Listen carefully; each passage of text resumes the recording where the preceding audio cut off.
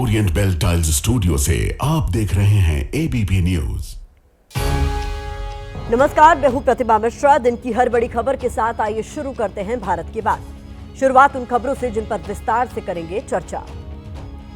राजा रघुवंशी और सोनम की कहानी में आज हम बड़ा खुलासा करने जा रहे हैं। हम आपको दिखाएंगे कि राजा की हत्या का जाति वाला एंगल क्या है। सोनम से जुड़े उस सवाल का जवाब मिल गया है जो देश जानना चाहता है।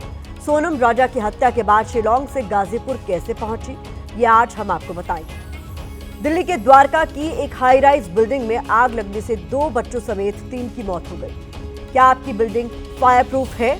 आज खबर देखना आपके लिए बेहद जरूरी है। और रात 8:30 बजे आप मेरे साथ देखेंगे स्पेशल रिपोर्ट हनीमून की हेट स्टोरी। तो आइए भारत की बात की शुरुआत करते हैं और सबसे पहले बात राजा रघुवंशी हत्याकांड की करेंगे। आज इस मामले में हम सबसे अलग और सबसे चौंकाने वाला एक नया खुलासा करने जा रहे हैं। हम आपको दिखाने जा रहे हैं कि राजा रघुवंशी की हत्या के लिए सिर्फ पत्नी सोनम जिम्मेदार नहीं है, बल्कि इसके पीछे समाज का एक ऐसा फैक्टर भी जिम्मेदार है जिसकी तरफ अब तक किसी की नजर नहीं गई है।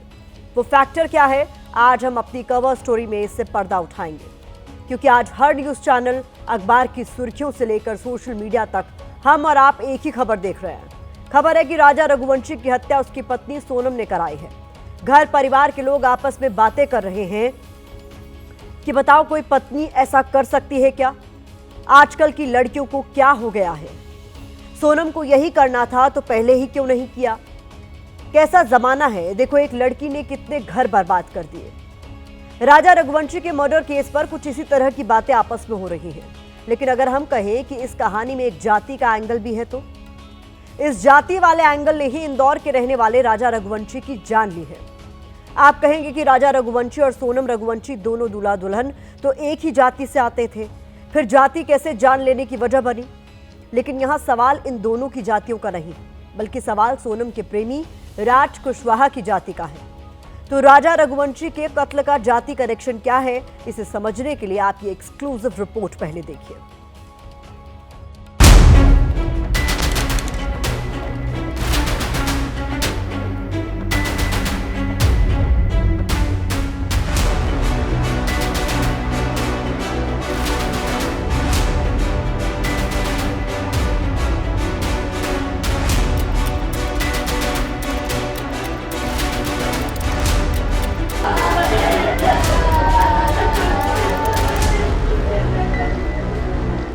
पति राजा रघुवंशी की हत्या पत्नी सोनम ने प्रेमी राज के साथ मिलकर करवाई। पुलिस के हवाले से अब ये साफ हो चुका है और इसके बारे में सबको पता चल चुका है। यहाँ इस हत्याकांड के जिस पहलू के बारे में अब तक नहीं पता चला है, वो है राजा रघुवंशी के मर्डर का कास्ट या जाति फैक्टर। इस फैक्टर के केंद्र में सोनम रघुवंशी और साजिश में शामिल राज कुशवाहा का लव अफेयर है, जिसके बाद सोनम के घर वालों ने राजा रघुवंशी के परिवार से छिपाकर रखी। आरोप है कि सोनम के परिवार वालों ने उसकी मर्जी के खिलाफ राजा रघुवंशी से उसकी शादी करवाई। इस शादी से सोनम खुश नहीं थी। इसकी गवाही ये वीडियो और तस्वीरें भी दे रही है, जहां हर वीडियो में राजा रघुवंशी के चेहरे पर शादी होने की मुस्कान बिखर रही है, वहीं सोनम के चेहरे पर हंसी तक नहीं है। यही वजह रही कि सोनम ने शादी के 5वें दिन से ही राजा रघुवंशी के मर्डर की प्लानिंग शुरू कर दी। प्रेमी राज कुशवाहा से सोनम ने कहा, राजा को खत्म कर देते हैं, लूट की कहानी बनाएंगे, फिर मैं विधवा बन जाऊंगी और पापा भी हमारी शादी को मंजूरी दे देंगे। इस बीच सोनम और राज कुशवाहा की एक चैट भी सामने आई है। सूत्रों के मुताबिक इसमें सोनम प्रेमी राज को लिखती है, मेरा पति राजा मेरे करीब आ रहा है, जो मुझे बिल्कुल पसंद नहीं आ रहा। साफ है कि सोनम इस शादी के लिए बिल्कुल तैयार नहीं थी, क्योंकि वो राज कुशवाहा से प्यार करती थी और उसी से शादी करना चाहती थी। लेकिन घर वालों ने सोनम की नहीं सुनी और अफेयर की बात छिपाकर राजा से उसकी शादी करा दी। सोनम की अम्मी को ये पता था तो सोनम का अफेयर किसी से चल रहा है, और सोनम ने सोनम की अम्मी को कहा भी था, तो मैं जिससे प्यार करती हूँ उससे मेरी शादी करा दो। शादी नहीं कराओगे कभी तो जिससे तुम शादी कराओगे इसके बाद जो अंजाम होगा बहुत बड़ा अंजाम होगा, बहुत बुरा होगा, आप लोग देखते रह जाओगे। सारी बात तो माँ को पता रहती है। मैं भी किसी की माँ हूँ, तो मेरे को जैसे अपने बच्चे का अनुभव थोड़ा मालूम रहता है कि अपने बच्चा किस टाइप का है, किस टाइप का नहीं है। तो सोनम की माँ को भी सारी बात मालूम होगी ना उनकी लड़की के बारे में, क्योंकि बचपन से बच्चे को बड़े करते तो माँ बाप को ही पता रहता ना। अब सवाल यह है कि सोनम के घरवाले राज कुशवाहा से अपनी बेटी की शादी के लिए तैयार क्यों नहीं थे। इसकी वजह थी राज कुशवाहा की जाति और सोनम के घरवालों की जाति वाली झूठी शान। दरअसल आरोपी राज कुशवाहा उत्तर प्रदेश के कानपुर का रहने वाला है, जो कुर्मी जाति से ताल्लुक रखता था। सोनम रघुवंशी राजपूत समाज से आती हैं। ऐसे में अपनी बेटी का ब्याह नीची जाति में करना परिवार वालों को गवारा नहीं था। माना जा रहा है कि इसीलिए उन्होंने बेटी के अफेयर की बात छिपाकर उसकी अपनी ही जाति के राजा रघुवंशी से शादी करवा दी। इसके बाद भी सोनम की प्रेमी राज कुशवाहा के साथ 7 फेरे लेने की उम्मीद नहीं टूटी। उसे लगा कि अगर वो विधवा हो जाएगी तो उसके घर वाले राज कुशवाहा से भी उसकी दूसरी शादी करने से नहीं रोकेंगे, जैसा कि दोनों की बातचीत से सामने भी आया है। बाद में इसी शातिर सोच के साथ राजा रघुवंशी के मर्डर की स्क्रिप्ट लिखी गई, यानी जाति के राक्षस ने एक युवक से उसकी जान और 6 परिवारों से उनका सब कुछ छीन लिया। क्योंकि राजा, सोनम और राज के साथ इस कहानी में 6 किरदार शामिल हैं। यही नहीं, सोनम के परिवार ने जिस जाति की शान के लिए बेटी की अपने ही समाज के युवक से शादी कराई, अब उसी बेटी ने पूरे समाज के सामने परिवार को कलंकित करने का काम कर दिया। तो क्या अगर सोनम के घर वाले जाति वाली झूठी शान को बीच में नहीं लाते तो इस केस से जुड़े 6 किरदारों के 6 अलग अलग घर बर्बाद होने से नहीं बच जाते? क्या राजा रघुवंशी आज अपने परिवार के बीच जिंदा नहीं होते? क्योंकि आरोप है कि जाति की झूठी प्रतिष्ठा को बचाए रखने के लिए सोनम के घर वालों ने बेटी की मर्जी के खिलाफ उसकी शादी करवा दी। लेकिन उन्होंने ऐसा क्यों किया, हम आपको बताते हैं। दरअसल उन्होंने ऐसा इसलिए किया क्योंकि उन्हें डर था कि समाज में 4 लोग क्या कहेंगे। उनके मन में जो बातें चल रही होंगी वो कुछ इस तरह की रही होंगी। दूसरी जाति के युवक से बेटी की शादी करेंगे तो समाज क्या कहेगा? दूसरी जाति में बेटी की शादी करेंगे तो समाज में बदनामी होगी। अपने से नीची जाति के युवक से बेटी की शादी करेंगे तो रिश्तेदार नाराज हो जाएंगे। आज एक बेटी की शादी दूसरी जाति में करते हैं तो फिर घर की दूसरी बेटियां ऐसा कर सकती हैं। दूसरी जाति के युवक से शादी करके बेटी खुश नहीं रहेगी। अक्सर ऐसे मामलों में ये सब जो दबाव होता है, ना कि 4 लोग क्या कहेंगे, यही इस पूरी मुसीबत की जड़ होता है। इसी के चक्कर में इंसानों के बीच जाति की बड़ी सी दीवार खड़ी हो जाती है। वरना आरोपी राज कुशवाहा के सोनम के घर वालों के साथ अच्छे खासे रिश्ते थे। राज कुशवाहा सोनम के पिता की कंपनी में काम करता था। उसका सोनम के घर काफी ज्यादा आना जाना भी था। अगर ऐसा नहीं होता तो राजा रघुवंशी के अंतिम संस्कार में सोनम के पिता राज कुशवाहा का सहारा लेकर नहीं पहुंचते। सब कुछ सही था, लेकिन उन्हें अपनी बेटी का दूसरी जाति के युवक राज के साथ शादी करना मंजूर नहीं था, क्योंकि अंतर जातीय विवाह को आज भी हमारे समाज में अछूत और गैर बराबरी की नजर से देखा जाता है। यही वजह है कि देश में अंतर जातीय विवाह का आंकड़ा काफी नीचे है। ह्यूमन डेवलपमेंट सर्वे के मुताबिक देश में सिर्फ 5% शादियां ऐसी होती हैं जिसमें युवक या युवती अपने से अलग जाति या अंतर जातीय विवाह करते हैं। लेकिन ऐसा क्यों है? एक्सपर्ट इसे किस तरह से देखते हैं वो आपको सुनवाते हैं। सोनम और राजा की बात है तो एक रिसेंट घटना है, और इस एक घटना 2 घटना से हम समाज को जनरलाइज नहीं कर सकते। हम ये नहीं कह सकते कि इंटरकास्ट मैरिजेज की स्वीकार्यता आज के समाज में नहीं है या कम है, पहले की तुलना में बढ़ी है। सवाल ये भी हालांकि एक फैक्ट की बात है कि जो सोनम लड़के किसी और लड़के को पसंद करती थी जो कि दूसरे जाति का था। इसके कारण उसके घर वाले एग्री नहीं थे और उन्हें ज़बरदस्ती राजा से शादी करवा दी। मुझे लगता है कि इसमें सारे लोग दोषी हैं। जहां जाति के अंदर भी ज़बरदस्ती शादी हो रहा, वहां भी हम देखते हैं कि इस तरह की या दूसरे तरीके का दिक्कतें होती है। समाज हमारा इस चीज़ को पहले के कंपैरेटिव अगर मैं बोलूँ तो बहुत लोग मानने लगे हैं कि इंटरकास्ट मैरिज होना कोई बहुत बड़ा चैलेंज नहीं है, क्योंकि लोग समझना शुरू हो गए हैं कि अगर 2 लोग आपस में खुश हैं तो उसकी वजह हम इंटरकास्ट को बीच में लाके 2 लोगों के रिलेशनशिप के टाइज को ब्रेक नहीं कर सकते। क्योंकि अगर चाहे एक इंसान या फिर 2 लोग मैं बोलूँ जो शादी करना चाहते हैं वो सेम कास्ट के भी हों, और अगर उनकी अंडरस्टैंडिंग मैच नहीं करती तो अल्टीमेटली वो हमें एज अ लॉयर्स कोर्ट में नज़र आते हैं डाइवोर्स लेते हुए। हमारे समाज में अपनी जाति से बाहर शादी करना कई बार जानलेवा भी साबित होता है। इसे ऑनर किलिंग के आंकड़ों से समझा जा सकता है। जब अपनी बेटी या बेटे की दूसरी जाति या समाज से बाहर शादी करने पर घर वाले ही उनकी हत्या कर देते हैं, उनकी जान ले लेते हैं। एनसीआरबी के आंकड़ों के मुताबिक 2019 में ऑनर किलिंग की 24 घटनाएं सामने आई। इसके अगले साल 2020 में ये बढ़कर 25 हो गई। इसके बाद 2021 में यह आंकड़ा 33 तक जा पहुंचा। 2022 में भी हॉरर किलिंग के 33 मामले सामने आए हैं। देश में हॉरर किलिंग पर देश के पूर्व मुख्य न्यायाधीश रहे DY चंद्रचूड़ भी चिंता जाहिर कर चुके हैं। उन्होंने दिसंबर 2022 में एक घटना के संदर्भ में कहा था कि प्यार करने या अपने परिवार की इच्छा के खिलाफ जाकर दूसरी जाति में शादी करने पर हर साल सैकड़ों लोग मार दिए जाते हैं। दुर्भाग्य यह है कि इसके बावजूद आज भी हमारे बीच इस तरह की घटनाएं हो रही हैं। एक बार फिर सोनम की कहानी पर लौटते हैं। यहाँ एक सवाल ये भी उठ रहा है कि क्या सोनम को डर था कि अगर वो घर वालों की मर्जी के खिलाफ जाकर राज कुशवाहा से शादी करती है तो उसके घर वाले उसे परेशान करेंगे। इसके अलावा उसे ये भी डर था कि पिता हार्ट के पेशेंट है, लव मैरिज से उन्हें सदमा लग सकता है, इसलिए उसने ऐसा नहीं किया। आखिर में उसने राजा से शादी और फिर उसके मर्डर की साजिश रची।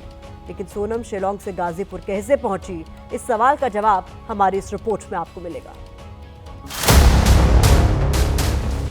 11 मई को शादी और उसके 12 दिन बाद 23 मई को राजा की हत्या कर दी गई। वारदात वाली शाम सोनम शिलोंग से गुवाहाटी पहुंची। इसके बाद गुवाहाटी से ट्रेन पकड़कर वाराणसी होते हुए गाजीपुर पहुंची। इस दौरान उसने अपने मोबाइल फोन को तोड़ दिया ताकि पुलिस ट्रेस न कर सके। सोनम ने गाजीपुर में 9 जून की रात इसलिए सरेंडर किया क्योंकि 8 तारीख को लगभग रात के 11-12 बजे पुलिस ने राज कुशवाहा को गिरफ्तार कर लिया था। बाकी आरोपी भी पकड़े जा चुके थे। सोनम को लगा कि अब खेल खत्म हो गया और उसने एक ढाबे पर पहुंचकर सरेंडर कर दिया। अभी ट्रांजिट रिमांड लिया जाकर इनको वहाँ शिलोंग ले जाया जाएगा। वहाँ पर उनको न्यायालय में, माननीय न्यायालय में पेश किया जाकर पुलिस रिमांड लिया जाकर उसके बाद अगर शिलोंग पुलिस को लगता है तो वो हमारे लगातार कोऑर्डिनेशन में हम लगातार हैं। अगर किसी भी तरह का सहयोग चाहिए होगा हम 100% सहयोग करेंगे। प्रेमी राज कुशवाहा सलाखों के पीछे है, लेकिन राज के घर वाले उसे दोषी मानने को राजी नहीं। भैया मेरा बच्चा कभी ऐसा काम नहीं कर सकता, मेरा बच्चा कभी ऐसा काम नहीं कर सकता, भैया नहीं कर सकता, मेरा भैया ऐसा कभी नहीं कर सकता। इस कहानी का ऐसा अंत होगा किसी ने भी नहीं सोचा होगा। हमारे बच्चों की सोनम रघुवंशी और राजा रघुवंशी की जो घटना हुई है ये समाज के लिए सबक भी है और बहुत दर्दनाक घटना भी है। मैं तो आज इस घटना से आहत हूँ। हम सबको सबक मिलता है। ये बहुत कष्टकारी घटना है। फिलहाल इस हत्याकांड के बाद अंतर्जातीय विवाह को लेकर बहस तेज होने के आसार हैं। अब अगली खबर का रुख करते हैं। भारत की बात एक ऐसा शो है जिसमें आपकी यानी दर्शकों की बात होती है। इसीलिए हम शो में ऐसे मुद्दों को उठाते हैं जो सीधा आपसे जुड़े हुए होते हैं। हमारी आज की दूसरी खबर भी आपसे ही जुड़ी हुई है। आज आपने द्वारका की हाई राइज बिल्डिंग में आग लगने की खबर जरूर देखी होगी, जहां एक बिल्डिंग के 8वें और 9वें फ्लोर पर भीषण आग लगने से 3 लोगों की दर्दनाक मौत हो गई, जिसमें 2 बच्चे हैं। परिवार आग में इस कदर फंस गया था कि हाई राइज बिल्डिंग से उसे बाहर निकलने तक का मौका नहीं मिला। हो सकता है इस वक्त आप भी इस खबर को किसी हाई राइज बिल्डिंग में ही बैठकर देख रहे हो, क्योंकि दिल्ली NCR में सैकड़ों हाई राइज बिल्डिंग्स हैं जिसमें लाखों लोग रहते हैं।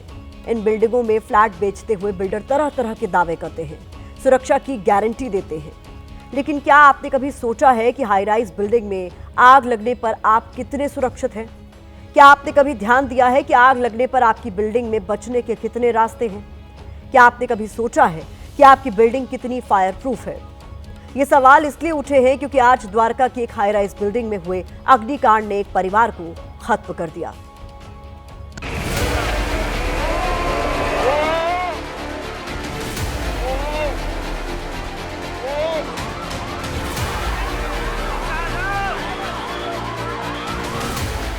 भीषण आग की लपटों में घिरा ये द्वारका सेक्टर 13 का शब्द अपार्टमेंट है, जिसकी 8वीं और 9वीं मंजिल को आग ने देखते ही देखते राख बना दिया।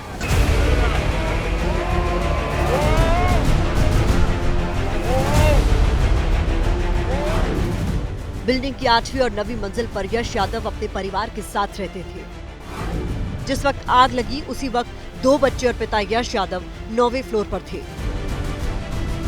आग से घिरता देख यश यादव और 2 बच्चों ने 9वें फ्लोर से छलांग लगा दी, जिसमें तीनों की मौत हो गई। जबकि 8वें फ्लोर पर यश यादव की पत्नी और बड़ा बेटा था, जिनकी जान तो बच गई लेकिन दुनिया उजड़ गई। आग आप देख सकते हैं कि किस तरह से आग ने पूरे घर को अपनी चपेट में लिया और अब ये पूरा घर जो है वो आग के हवाले है। लेकिन देखिए, आप तस्वीरों में देखिए कि किस तरह से ये जो पूरा आग है वो यहाँ पर लगा और इसी जगह से वो नीचे कूदे ताकि वो ये कोशिश कर पाएँ कि वो आग बुझे और वो अपनी जान बचाएं। भीषण गर्मी होने की वजह से आग बहुत तेजी से फैली, जिसकी वजह से परिवार के सदस्यों को खुद को बचाने का मौका तक नहीं मिला। जिस वक्त बिल्डिंग आग का गोला बनी हुई थी, उस वक्त वहां काफी लोग मौजूद थे, जिन्होंने बताया कि मंजर कितना खौफनाक था। वो लोग कूद गए नीचे, भगदड़ मच गई, तो मैं 2 बच्चे को उठा के आकाश हॉस्पिटल लेके गया। डॉक्टर ने बताया वो दोनों बच्चे नहीं बचे। बच्चे ऊपर है ना, ऊपर से कूद गए बच्चे। कोई बचाने के लिए किसी ने कोई प्रयास नहीं किया, ना कोई गद्दा वगद्दा डाला, ना यहाँ पे कोई पानी का सिस्टम कर रहा था। हाई राइज बिल्डिंग के 9वें फ्लोर पर आग ने यश यादव को घर का दरवाजा खोलने तक का मौका नहीं दिया। परिवार के सदस्यों के सामने एक तरफ आग थी और दूसरी तरफ छलांग मारकर बचने का रास्ता, लेकिन यहाँ भी किस्मत ने साथ नहीं दिया और बिल्डिंग से कूदने की वजह से 2 बच्चों और पिता की जान चली गई। कौन गया यहाँ से कि मैं सेट 13 आग लग गई भैया के फ्लैट में, सो मैं भागी हुई है बहुत तेज। हमें यही सूचना मिली है कि वहाँ पे आग लगी हुई है, वहाँ पे ऐसे जल्दी से जल्दी पहुँचो। हम वहाँ से आए हैं, मेरे भाई है, सगे बड़े भाई है मेरे। इस अग्निकांड से बिल्डिंग में रहने वाले लोग डरे हुए हैं। लोगों का आरोप है कि अपार्टमेंट की कमेटी के लोगों को वक्त रहते इसकी जानकारी दे दी गई थी, लेकिन उन्होंने इसे गंभीरता से नहीं लिया। जो सोसाइटी के जो लोग थे, जो मैनेजमेंट में थे, उन लोगों की तरफ से कोई कदम नहीं उठाया। उनकी वो बोले हम क्या करें, वो ऐसे बोले भाई। सुनो, हाउसिंग वाला जो हमारा ना मुकेश रस्तोगी, वो दूसरे सोसाइटी में रहता है, यहाँ आते हैं पैसे लेके जाते हैं। यहाँ क्या हो रहा है, अभी ये गार्ड ने फोन किया तो रस्तोगी ने बोला मैं क्या करूँ। 10 बजे तक लाइटें नहीं बंद हुई है भाई, आधा घंटे के बाद मेन लाइट बंद हुआ है, गार्ड को कौन था, मैं क्या करूँ। हाई राइज बिल्डिंग में आग लगने का ये कोई पहला मामला नहीं है। इससे पहले ऐसे कई मामले आए हैं जब आसमान को छूती इन इमारतों में आग लगने के बाद लोगों ने मौत की छलांग लगाई है।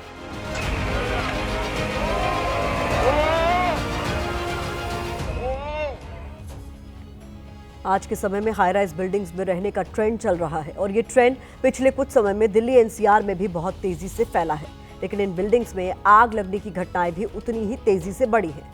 द्वारका की बिल्डिंग में आग कैसे लगी ये तो अब तक पता नहीं चला है, लेकिन अक्सर हाई राइज बिल्डिंग्स में आग लगने की जो घटनाएं सामने आती हैं उसमें गर्मी के मौसम में एसी की सर्विस नहीं होने की वजह से फ्लैट में आग लगने की घटनाएं हुई हैं। कई बार धूम्रपान करते हुए सिगरेट की बट को नीचे फेंकने से भी आग लगी है। घरों में खराब वायरिंग की वजह से भी इन हाई राइज बिल्डिंगों में आग लगने की घटनाएं पेश आई हैं। घरों में पूजा के लिए जलाया गया दिया या मोमबत्ती से भी फ्लैट जलकर राख हुए हैं। हाई राइज बिल्डिंग में लकड़ी, प्लास्टिक, पीवीसी पाइप्स, बिजली के सामान का बड़ी मात्रा में इस्तेमाल होता है, जिनकी वजह से घरों या इमारतों में आग बहुत तेजी से फैल जाती है। ऐसा 1 या 2 बार नहीं बल्कि कई बार हुआ है। 28 मार्च 2025 को नोएडा के एक पीजी में आग लगी थी, जिसमें लड़कियों ने बालकनी से कूदकर अपनी जान बचाई थी। 11 अप्रैल 2025 को अहमदाबाद में एक हाई राइज बिल्डिंग में आग लग गई थी। यहां भी जान बचाने के लिए लोग बिल्डिंग से कूद गए थे। 29 अप्रैल 2025 को अहमदाबाद की एक और हाई राइज बिल्डिंग में आग लगी। लोगों को बिल्डिंग से छलांग लगाकर अपनी जान बचानी पड़ी थी। 15 जून 2023 का वो मंजर कौन भूल सकता है जब दिल्ली के मुखर्जी नगर के कोचिंग सेंटर को आग ने घेर लिया था। उस वक्त भी बच्ची रस्सी के सहारे नीचे कूदते हुए नजर आ रहे थे। लेकिन हर बार किस्मत एक जैसी नहीं होती। हाई राइज बिल्डिंग से छलांग लगाना भी मौत का कारण बन सकता है। इस तरह की तस्वीरें जब जब आई हैं, डर और दर्द देकर गई हैं। आज हमने इस मामले की गंभीरता को समझते हुए टाउन प्लानर से भी बात की। उन्होंने क्या कुछ बताया, सुनिए। फायर की जो ओपनिंग्स होती हैं, डोर्स हैं, विंडोज़ हैं, वेंटिलेटर्स हैं, उसका डिज़ाइन इस तरह से किया जाए कि वहाँ से फायर स्प्रेड ना हो। तो हमारे यहाँ पे इस तरह का जो इवेल्यूएशन है बिल्डिंग मटेरियल्स का, इंटीरियर मटेरियल्स का, प्लाईवुड का, या ये वो जनरली कोई फॉलो नहीं करता है। और जो भी मेंटेनेंस वाले हैं रिस्पॉन्सिबिलिटी लें कि फायर के अगर समस्या होती है तो fire escape, fire exit, fire spray और जो भी ये इक्विपमेंट है वो काम कर रहा है। विदेश से लौटा सांसदों का डेलीगेशन प्रधानमंत्री मोदी से मुलाकात कर रहा है। इसकी एक्सक्लूसिव तस्वीरें हमारे पास आई हैं जो इस वक्त आप देख रहे हैं। ये वो तस्वीरें हैं उन सांसदों की जो विदेश में गए थे भारत का पक्ष रखने के लिए और पाकिस्तान को ऑपरेशन सिंदूर के मसले पर बेनकाब करने के लिए। तस्वीरें आप देख रहे हैं। प्रधानमंत्री मोदी से इन सांसदों ने वापस लौटने के बाद मुलाकात की है।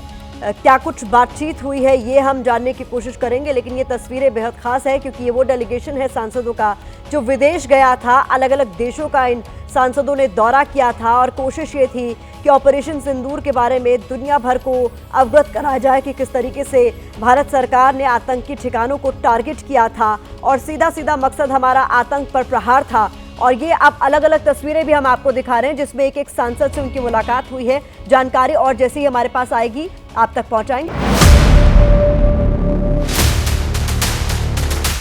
कल तक तो मेरे को बिल्कुल विश्वास ही नहीं था कि मेरी बहू ऐसा कर सकती। मैं तो उसका इंतजार कर रही थी कि राजा नहीं है तो मैं उसको बेटा बना के रखूंगी, मतलब वो मेरे घर में आएगी तो उसका दरवाजा खुला रहेगा। मगर उसने राजा के साथ इतना बड़ा कांड करा है।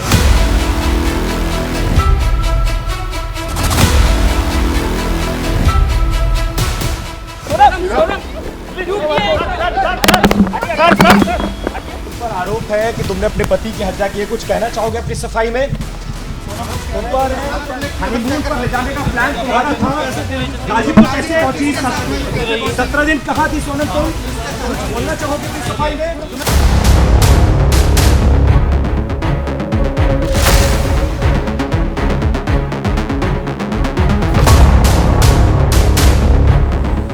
अब हम इस रास्ते से चलेंगे, कठिन रास्ते से। करीब 4000 सीढ़ियां हैं और नीचे जाकर देखेंगे किस तरीके से कत्ल की इस वारदात को अंजाम दिया गया था।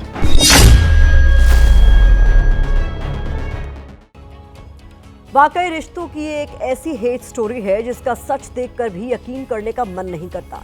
एक मां जिसने अपने बहू और बेटे को हनीमून पर भेजा था, वहां से बेटे की मौत की खबर आती है और मुख्य आरोपी बहू को ही बनाया जाता है। एबीपी न्यूज को सूत्रों के हवाले से जो खबर मिली है उसके मुताबिक सोनम ने न सिर्फ अपने पति राजा रघुवंशी की हत्या की प्लानिंग की थी, बल्कि ये तक तय किया था कि कब और किस कहानी के साथ दुनिया के सामने आना है।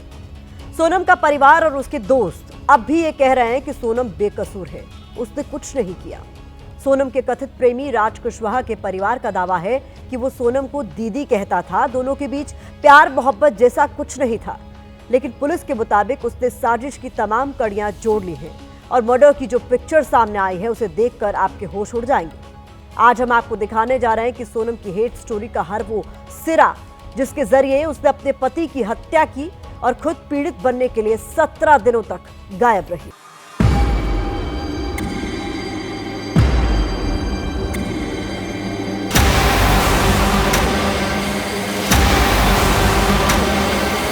शादी के अगले दिन ही प्लानिंग कर ली थी, राजा को मार डालो। राजा से हम लोगों ने पूछा था कि कहाँ पे जा रहा है तो बोले मेरे को खुद को नहीं मालूम, बस मैं जा रहा हूँ। फिर बाद में अचानक से राजा ने बोला कि मैं मेघालय की टिकट हुई है, मेघालय जा रहे हैं। ऐसे एक नहीं कई सवाल हैं जिनके जवाब पुलिस भी जानना चाहती है और इस देश का एक आम नागरिक भी।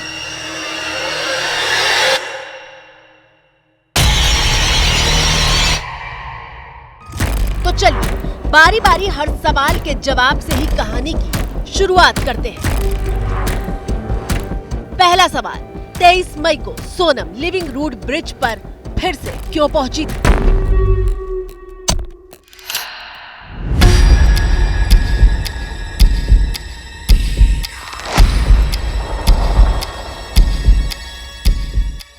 आपकी स्क्रीन पर मौजूद ये मेघालय का वो नोंगरियात गांव है जहां सोनम की हेट स्टोरी का हर राज मौजूद है।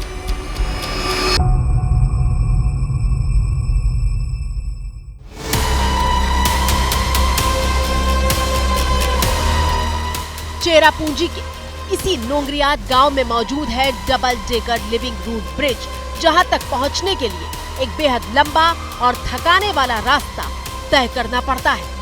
22 मई को अपने पति राजा के साथ सोनम करीब 4000 सीढ़ियां उतरकर और मुश्किल ट्रैक को करते हुए यहां तक पहुंची थी। राजा रघुवंशी के हत्याकांड का पूरा सच जानने के लिए एबीपी न्यूज ने पड़ताल की है और संवाददाता मनोज वर्मा 4000 सीढ़ियां उतरकर उस जगह तक पहुंचने की कोशिश कर रहे हैं जहां 23 मई को सोनम राजा को फिर से लेकर गई थी। इस वक्त मैं जहां पर मौजूद हूं ये डबल डेकर ब्रिज पर जाने का एकदम सुनसान रास्ता है और अब यहां पर चलने के बाद ये समझ में आ रहा है कि आखिरकार सोनम ने अपने पति राजा रघुवंशी को मौत के घाट उतारने के लिए इस रास्ते को क्यों चुना, क्योंकि यहाँ पर कोई भी मौजूद इस वक्त नहीं है और उस दिन भी यहाँ पर ज़्यादा लोग मौजूद नहीं थे। कत्ल कहीं पर भी किया जा सकता है, हो सकता है कि सोनम को मौका ना मिला हो और जो कातिल साथ में घूम रहे थे उनको भी मौका ना मिला हो, क्योंकि एक गाइड सामने आया था जिसने साफ तौर पर यह बताया था कि उसने इस रास्ते पर जाते हुए सोनम को, राजा रघुवंशी को और 3 लोगों को बातें करते हुए देखा था। इसके बाद पुलिस को एक क्लू भी मिला था। तो आप तस्वीरों में देख सकते हैं एकदम घना जंगल है, करीब 4000 ये सीढ़ियां हैं और यहाँ से डबल डेकर ब्रिज पर जाने में 1.5 से 2 घंटे करीब का वक्त लगता है और आदमी इतना थक जाता है कि अगर वो बचने की कोशिश भी करे तो बचने की कोशिश वो कैसे करता।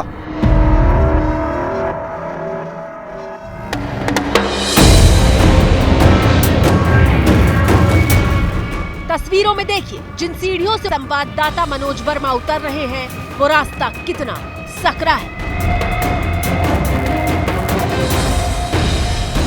ट्रैक की दूरी करीब 3 किलोमीटर के आसपास है, लेकिन लगातार सीढ़ियां चढ़ने और उतरने का ये रास्ता बेहद चुनौती भरा होता है।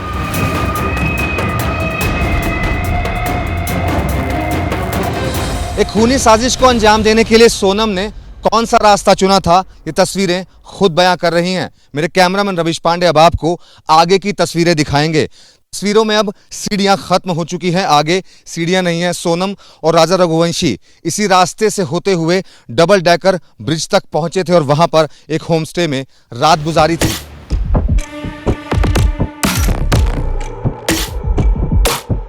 सिर्फ ब्रिज तक नीचे पहुंचने में ही 2 घंटे का वक्त लग जाता है और वापसी में फिर से सीढ़ियां चढ़नी होती हैं, यानी मुश्किल और बढ़ जाती है।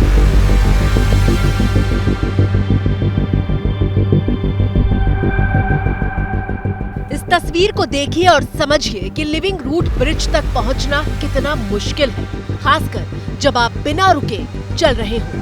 संवाददाता मनोज वर्मा की शर्ट पसीने से भीग चुकी है और वो साफ तौर पर बेहद थके हुए दिखाई दे रहे हैं। एबीपी न्यूज की पड़ताल में सबसे ज्यादा चौंकाने वाली बात ये सामने आई कि लिविंग रूट ब्रिज तक पहुंचने के 2 रास्ते हैं, एक मुश्किल और सुनसान, जबकि दूसरा रास्ता भीड़ भाड़ वाला और थोड़ा बेहतर है। लेकिन सोनम ने लिविंग रूट ब्रिज तक पहुंचने के लिए सुनसान और बेहद मुश्किल रास्ते को चुना था। डबल डेकर ब्रिज की तरफ आने के 2 रास्ते हैं। एक रास्ता जहां से आम टूरिस्ट आते हैं, वो रास्ता ये है, लेकिन सोनम ने इस रास्ते को नहीं चुना। उसने वो कठिन रास्ता चुना जहां से कोई नहीं आता। वो रास्ता एकदम सुनसान है जहां से हम पहुंचे हैं, क्योंकि ये जो कत्ल हुआ है वो पूरी प्लानिंग के तहत हुआ है, जिसमें वो सभी के सभी इन्वॉल्व थे और जो कातिल थे वो लगातार सोनम और राजा रघुवंशी के साथ घूम रहे थे।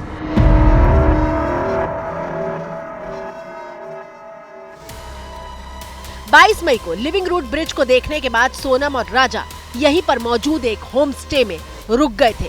सबसे पहले एबीपी न्यूज उस होम स्टे तक पहुंचा है जहां सोनम और राजा रुके हुए थे। करीब 2 घंटे चलने के बाद और करीब 4000 सीढ़ियां उतरने के बाद हम उस होम स्टे पर पहुंच चुके हैं जहां पर सोनम रघुवंशी राजा रघुवंशी को लेकर के पहुंची थी। आप देख सकते हैं ये शिप्रा होम स्टे है और इसी होम स्टे में 22 मई की रात उन्होंने गुजारी थी, वो यहाँ पर रुके थे। ये वो कमरा नंबर 4 है जिसके अंदर सोनम रघुवंशी और राजा रघुवंशी रुके थे। तस्वीरें आप इस कमरे की देख सकते हैं। इसके अंदर एक बेड है, सामने आपको एक खिड़की नज़र आ रही होगी। इसके अलावा अगर इधर की बात करें तो यहाँ पर एक पंखा लगा हुआ है और एक छोटी टेबल है और एक स्टूल है। जो यहाँ के ऑनर हैं उनसे हमारी बातचीत हुई। उनका साफ तौर पर यह कहना है कि जब वो दोनों यहाँ पर पहुँचे थे तो जो रजिस्टर के अंदर एंट्री होती है वो राजा रघुवंशी ने की थी और उसके अंदर सिर्फ राजा रघुवंशी ने अपना नाम मेंशन किया था और +1 किया था, यानी हो सकता है कि इसमें भी सोनम की कोई साजिश हो। सवाल ये है कि पति पत्नी अगर लिविंग रूट ब्रिज घूमने के लिए गए थे तो रजिस्टर में एंट्री क्यों नहीं थी। एबीपी न्यूज की पड़ताल में जो सबसे अहम बात सामने आई वो ये, जानबूझकर ब्रिज तक पहुंचने के लिए वो रास्ता चुना था जो न सिर्फ सुनसान था बल्कि खतरनाक भी था। 22 मई को शिप्रा होम स्टे तक पहुंचने के लिए गाइड उनके साथ था, लेकिन वापस लौटते वक्त गाइड नहीं था। यहां तक कि कुछ बातें साफ हो गई हैं, लेकिन अब बारी अगले सवाल का जवाब जानने की है और वो 23 मई यानी हत्या वाले दिन से जुड़ा हुआ है। दूसरा सवाल, 23 मई को राजा के साथ क्या हुआ था। इस सवाल के जवाब के लिए एक दिन पहले आई सोनम और राजा रघुवंशी की ये सीसीटीवी तस्वीरें देखिए। 22 मई का ये सीसीटीवी फुटेज दोपहर 12:44 का है, जब सोनम और राजा दोनों स्कूटी पर दिखाई दे रहे हैं। सीसीटीवी वीडियो में सोनम कई बार अपने फोन पर बिजी दिखाई देती है। राजा को मारने वाले हत्यारे मेघालय पहुंच चुके थे और सोनम उनके साथ अपनी लोकेशन शेयर कर रही थी। सीसीटीवी तस्वीरों में सोनम एक बार स्कूटी और राजा से थोड़ी दूर जाकर चैट करती हुई भी दिखाई देती है।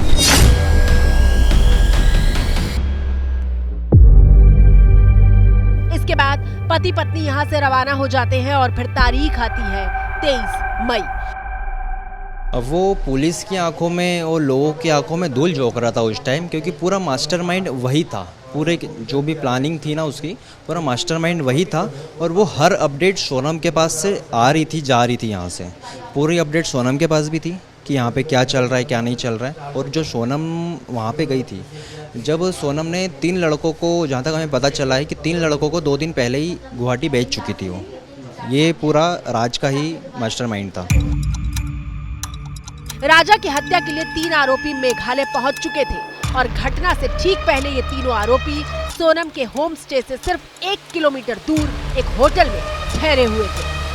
सबसे बड़ा सवाल यही खड़ा होता है कि आखिरकार सोनम ने इस सुनसान रास्ते को क्यों चुना। जानकारी ये भी मिल रही है कि कातिल भी उसी रास्ते से आ रहे थे, क्योंकि रास्ते में एक गाइड ने उनको देखा था। और उसके बाद जानकारी ये भी है कि कातिलों ने इस होमस्टे से करीब 1 किलोमीटर की दूरी पर कोई दूसरा होमस्टे लिया था, लेकिन वो कौन सा होमस्टे था ये अभी साफ नहीं। तीनों युवक राजा के साथ चल रहे थे, जबकि सोनम वापसी के वक्त पीछे पीछे चल रही थी। इसके बाद जैसे ही सोनम को सुनसान इलाका दिखाई दिया, उसने चिल्लाकर कहा, मार दो इसे। जानकारी के मुताबिक आरोपी विशाल चौहान ने राजा के सिर पर कुल्हाड़ी से पहला वार किया था। सोनम चाहती थी राजा को फेंक के इसको हादसा दिखाया जाए, जो कि इसमें सफल ना होने के कारण उन लोगों ने जो है पीछे से उसके गले पे पहले वार किया गया।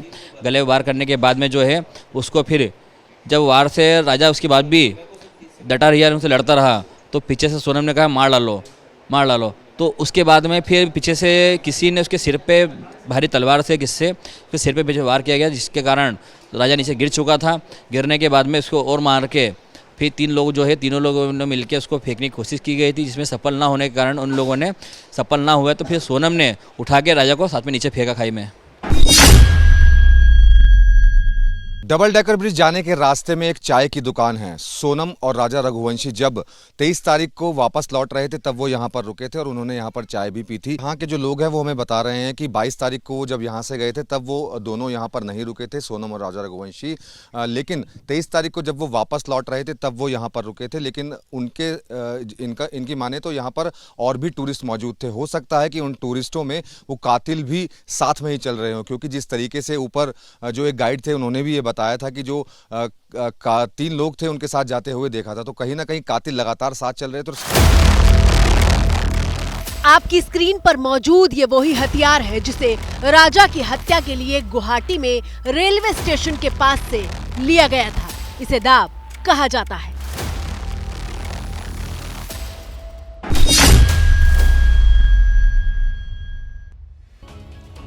चौंकाने वाली एक जानकारी ये सामने आई है कि लिविंग रूट ब्रिज तक का रास्ता इतना मुश्किल था कि आरोपी पहाड़ी पर चढ़ते चढ़ते थक गए थे और आगे जाने से मना करने लगे। तो सोनम ने 20 लाख रुपए का ऑफर देते हुए कहा था कि राजा को मारना तो पड़ेगा, और फिर सोनम ने राजा के ही पर्स से निकालकर 15,000 रुपए उन्हें दिए भी थे। राजा की पोस्टमार्टम रिपोर्ट के मुताबिक सिर पर 2 गहरे घाव मिले थे। यहां तक हमें 2 सवालों का जवाब मिल चुका है, लेकिन अब तीसरे सवाल की बारी है। और ये सवाल ये है कि अपने पति राजा की हत्या के लिए सोनम ने मेघालय के शिलोंग को ही क्यों चुना था। तीसरा सवाल, हत्या के लिए शिलोंग को क्यों चुना था। मेघालय की राजधानी शिलोंग इतनी खूबसूरत है कि उसकी तुलना यूरोप से की जाती है, लेकिन सोनम ने अपने पति राजा की हत्या के लिए शिलोंग को इसलिए चुना था क्योंकि उनके घर इंदौर से ये बहुत दूर वो पहाड़ी इलाका था जहां न सिर्फ कम लोग पहुंचते हैं, बल्कि पुलिस या परिवार का भी तुरंत पहुंचना मुश्किल था। एबीपी न्यूज़ पहुंचा है चेरापूंजी के मावलख्यात में। ये वो जगह है जहां पर राजा रघुवंशी और सोनम ने अपनी स्कूटी पार्क की थी। ये वो जगह है, ये वो पार्किंग है जहां पर स्कूटी को पार्क किया गया था और यहां से फिर वो डबल डेकर ब्रिज की तरफ चले गए थे। आपको बताना चाहूँगा, डबल डेकर ब्रिज की तरफ जाने के दो रास्ते हैं, एक आसान रास्ता है और एक कठिन रास्ता है, लेकिन उन्होंने कठिन रास्ते को चुना और उसकी वजह बिल्कुल साफ थी, क्योंकि सोनम साजिश में शामिल थी। वो राजा रघुवंशी का कत्ल करवाना चाहती थी, इसी वजह से उन्होंने इस रास्ते को चुना। साजिश को अंजाम देने के लिए सोनम को ये जगह मुफीद लगी, क्योंकि अपराध को छिपाना यहाँ आसान था और हुआ भी यही। 23 मई को राजा की हत्या हुई थी, लेकिन उसका शव ढूंढने में पुलिस को करीब 10 दिन लग गए। राजा की मां के मुताबिक सोनम ने शिलोंग जाने का प्लान अचानक बनाया था और आखिरी वक्त तक नहीं पता था कि वो घूमने कहाँ जा रहे हैं। राजा ने मना किया था सोनम से कि अपन अभी नहीं चलते, चलना रहेगा तो अपन बाद में जाएंगे, कहीं भी जाएंगे। तो सोनम ने अचानक टिकट करा ली, तो फिर राजा को भी सोनम ने बाद में बताया कि अब तो टिकट हो गई, अब क्या करोगे, अब तो तुमको चलना ही पड़ेगा ना। तो फिर राजा ने बोला मम्मी सोनम ने मेरी टिकट करा ली, तो अब मेरे को परसों के रोज़ जाना है, परसों मेरी टिकट वहाँ पे फ्लाइट। तो मैंने बोला बेटा आने की जाने की, तो बोले सिर्फ जाने की फ्लाइट है, आने की नहीं है। सोनम ने बोला बाकी सारा खर्चा तुमको उठाना पड़ेगा, बस मैंने जाने की टिकट करवा दी।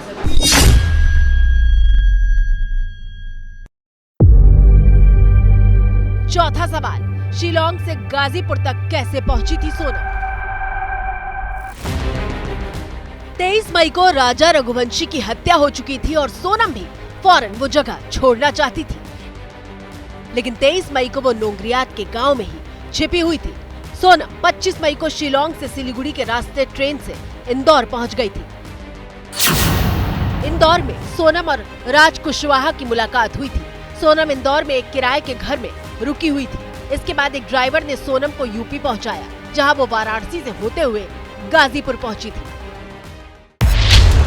ब्लैक टी शर्ट और ब्लैक पैंट में ये वो पहली तस्वीर है जब यूपी के गाजीपुर में काशी ढाबे के पास पूरे 17 दिन बाद सोनम रघुवंशी की पहली तस्वीर सामने आई थी।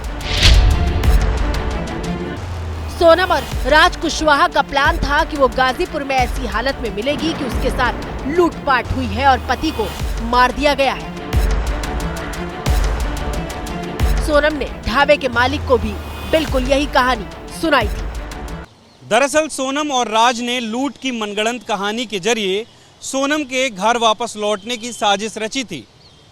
गाजीपुर में सोनम के पकड़े जाने के बाद पुलिस ने वीडियो कॉल के जरिए सोनम और राज की बात कराई थी और पुलिस ने कहा था कि राज ने सारी बात बता दी है, अब तुम्हारी बारी है, जिसके बाद सोनम ने सारी सच्चाई सामने रख दी।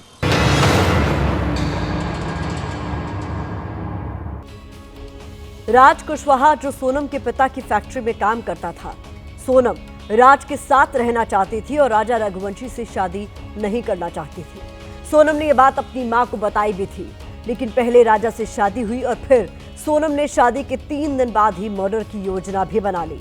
अब सोनम समेत बाकी आरोपियों को रिमांड पर लेकर मेघालय पुलिस साजिश से जुड़े हर महीन सवाल का जवाब तलाशेगी। तो फिलहाल मुझे भारत की बात पे दीजिए इजाजत। कल रात 8 बजे आप सभी से फिर होगी मुलाकात।